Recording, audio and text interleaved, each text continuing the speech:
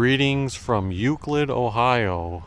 Today is Monday, April 3rd, 2023. It is about 3:40 p.m. in the afternoon. A little under a week before Easter, and we are back once again at Jellybeanville for their 2023 Easter decorations. This is put on by Steve Kaselak. Hopefully I got that name right. I asked him several times to pronounce it because I am terrible with names. But yeah, Steve always does a great job. This is his 62nd year, if I'm not mistaken, putting this display together. Last year was the very first time I had ever been out here, and he had a little Ukraine exhibit in the tree lawn portion here. This year the Ukraine exhibit, because I asked him about it, is limited to that little egg over there. It's a little nice remembrance and homage to last year. But let's go ahead and take a look through this incredible exhibit. You can see he's got the little, I always like how he has the little Easter bunny that blocks the driveway, because otherwise I'm sure you would have as much as he welcomes the tourist, you probably have a boatload of cars lining up in the driveway.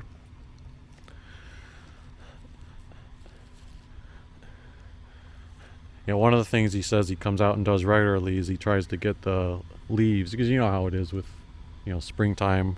Some of the leaves that were still around from last season are around. He picks them up because he wants it to be like a perfect experience for anyone who comes by. So he's regularly coming out, picking up leaves and adjusting decorations. I was just talking to him right before this video, and we were also talking about how I was telling him how I see tons of Halloween houses and Christmas houses, but he's still one of a kind, and how he's the only person I know of probably in the country that decorates to this extent for Easter. So many handmade things, and to go along with other unique collectible Easter items.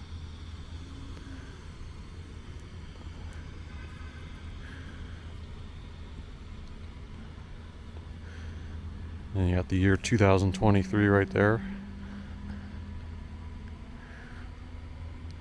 I follow him on Facebook because he gears up for this and is preparing for weeks. So I was paying attention to make sure I could come out right when the exhibit's up, because after Easter he starts taking it down, and Easter is this Sunday. So I think the exhibit was just finished this past Sunday, so there was that 1 week window to savor this and take advantage of it. But I like that it's not up too long, because I always feel with holiday decorations there is you have to savor it, appreciate it while it's there. Otherwise, if you leave it up too long, you kind of lose the uniqueness of it.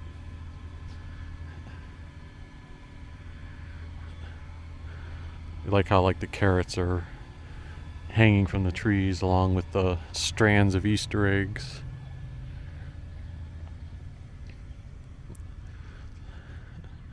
And if you are fortunate enough to come out on Easter itself, Steve, otherwise known as the mayor of Jellybeanville, will be decked out in the Easter bunny costume, and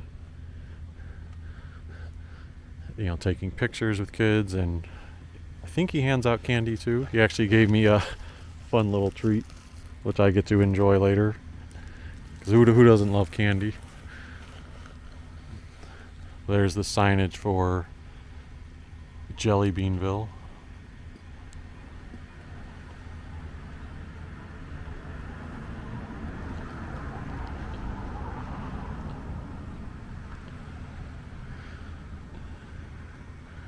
And this is 25401 Zeman Avenue in Euclid, Ohio. You can see also, even in the window, he's got the two blow molds with the Easter bunnies and a little Christmas tree, but decorated for Easter colors. And one thing that you guys should check out, I don't have the luxury of doing this since I don't drive per se, and it would be a bit of a chore to get out here at nighttime, because it took with buses an hour and a half for me to get out here. So I'm able to come out here during the day. But This exhibit is lit up, I believe. Oh, it's definitely lit up in the evening, and it's probably lit up in the early morning, but I'm not 100% certain about early morning. So that would give you another unique taste of the exhibit. You can see the backyard, up against the car. He's got the Happy Easter sign back by the garage. Some more decorations.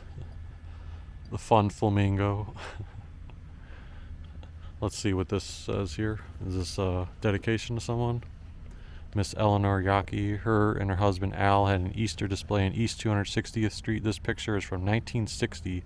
Something at age 7 Steve helped them with their display. Oh, that's nice. So that may be sort of a inspiration perhaps for when Steve got into it. I like that type of dedication and paying tribute to history. He said also he had new signs made this year for Jellybeanville.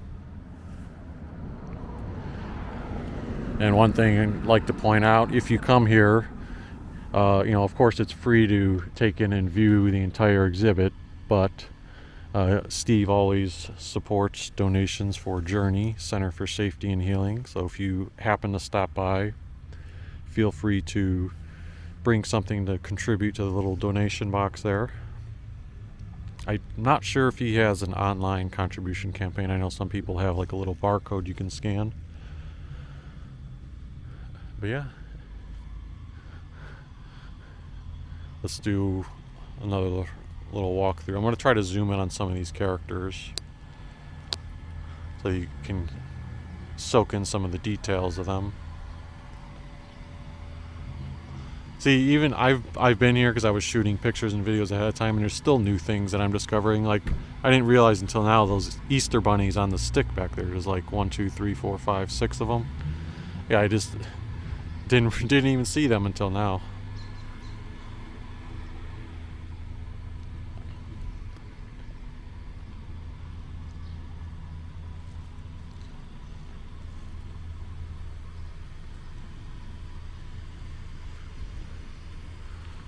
And then we'll try to take a quick glimpse up the driveway so that we can see the tree. Fred the cameraman. Fred reminds me of me with taking pictures and videos of this exhibit. Yeah, and see more details that I wasn't seeing initially. All the spiral strands, the individual ones, the bunnies that are laying on the ground. And then you've got the blue, pink, silver, gold eggs. I wonder what the pretzels are for. That's funny with the little pretzel decorations. Twisted pretzels are always some of my favorites. Oh, and then the big flag up top, even though the wind's not blowing right now. It's like an Easter egg flag, so if it was fully blown out, it would be of an Easter egg. Bunch of Easter eggs. Yeah. Feel free to come out before Easter, but if you can't make it out, hopefully you enjoyed this video. If you enjoyed it, feel free to hit the like button. And have a happy Easter, everyone.